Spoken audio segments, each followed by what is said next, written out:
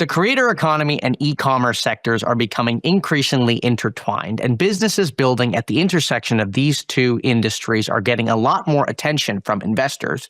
ShopMy is one company in that category. The curated creator e-commerce company raised $70 million last month at a $1.5 billion valuation.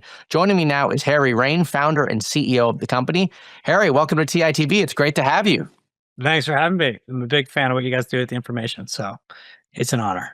Well, thanks a lot. I've been looking on your platform for some new outfits that I can wear. I know that there's a lot of selection, and I know that the creators have a lot of options for me. So I also am watching what you do. Let's talk about ShopMy. Tell us, for those of us who aren't familiar, who does the company sell to? What is the actual product? How do you make money? Talk to us about that. Yeah, I love it. So we're building the infrastructure for the future of curated commerce. We serve three different stakeholders. First is obviously content creators. We help them get paid promoting the products they love.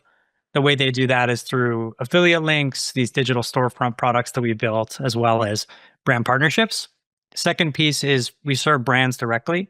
So we give them everything they need to build a world-class creator marketing program. So that's everything from discovering talent based on data, that's gifting, that's affiliate tracking, social listening, performance tooling, everything you might imagine. And that's really our bread and butter as a SaaS product for brands.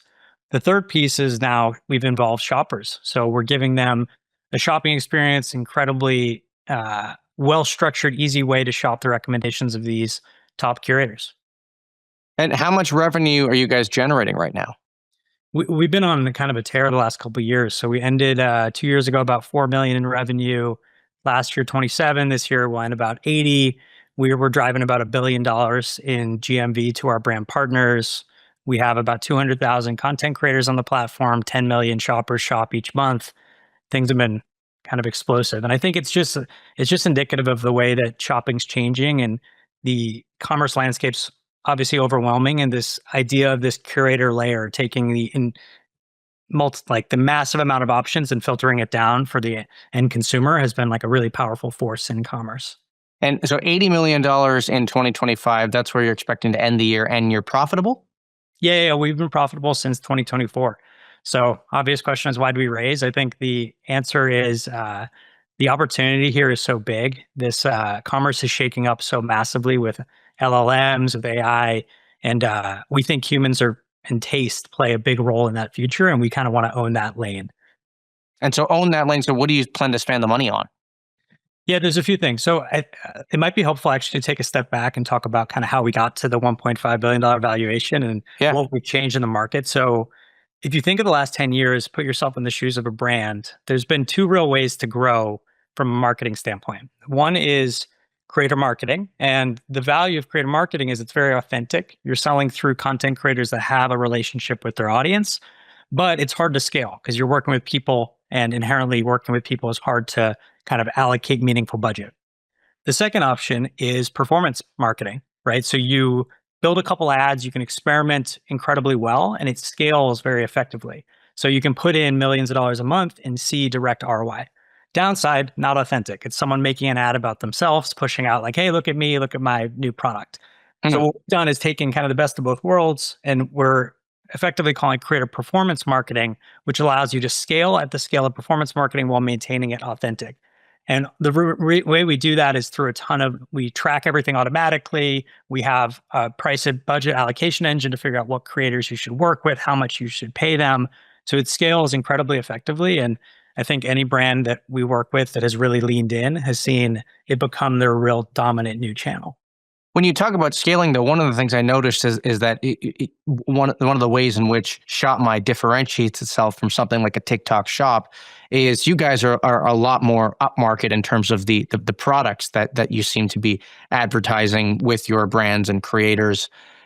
How do you sort of think about scaling then if it's sort of a narrow set of products, but then also it's sort of limited by the number of creators that are available to tout these products, right? Yeah. I would say we work in the product space where it requires taste and a level of human trust. So that's anything that you put on your body, anything you like, what you wear, how you decorate your house. The TikTok shop is kind of more like lower end products, quick impulsive buys. This is a much more intentional, thoughtful world. And it's enormous. I mean, the amount people spend on things that require taste is massive. You're right that we're limited by the number of curators. And I think like one of the main things we're spending money on here is to try to expand that creator pool and serve more of the brand's budgets that they're trying to allocate. Are you concerned at all with this shift towards people turning to chatbots to find recommendations for products, and the idea that we used to use creators, and we still do. I'm not saying it's gone away entirely, but there is a bit of a discussion around, hey, could people turn more to ChatGPT to find recommendations rather than turning to creators? Are you worried about that at all?